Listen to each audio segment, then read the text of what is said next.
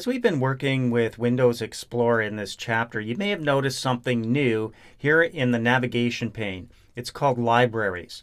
Libraries are indeed new to Windows 7, and they give us a quick and easy way to organize documents that may exist in several different locations.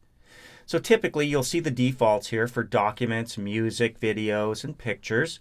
And those are the defaults you're used to seeing in your own user folders.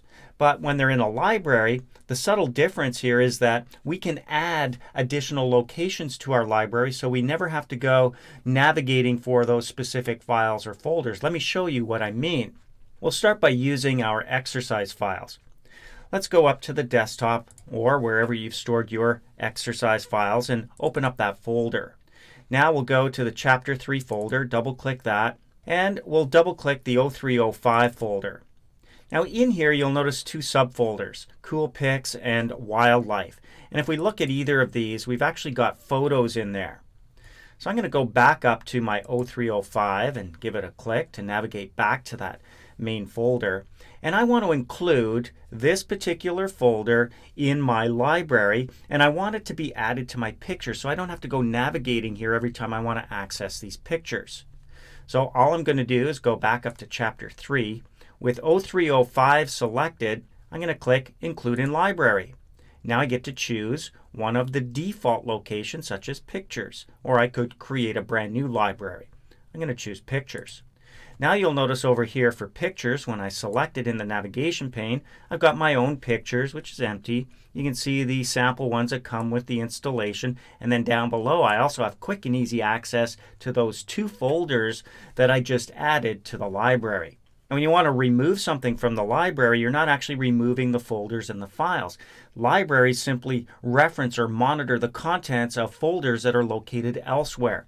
That means if I go under Libraries, click once on the 0305 folder and press delete on the keyboard, I've removed it from the library, but it still exists in its original location. Let's just prove that. We'll go back to our exercise files, navigating the long way, which we were able to avoid with a library, but there they are still in their original locations. Now this could also work with network drives, for example. So if you've got pictures somewhere on a network, you can make them part of your library. Makes it very easy to access them. Even other user accounts. Let's say I wanted to access documents for another user who might log into this machine. Well, here's the path. I'd have to go down to my local disk. I'd have to double click Users. Go find that user. I'm going to use Karen. You can try another user if you've got one. Then I would double click Documents. And look at that, there's one in there. Well, I'm going to go back up now to Karen. And with Documents selected, I'm going to choose Include in Library. This time in the Documents section. And now you can see here under Documents, I've got My Documents, Public Documents, and the one I just added. So now I've got quick and easy access to the contents via the library. Again, if I want to remove this, I can press Delete or right-click and choose Remove Location from Library. You're only removing the location. You're not removing the actual folder or any of its contents.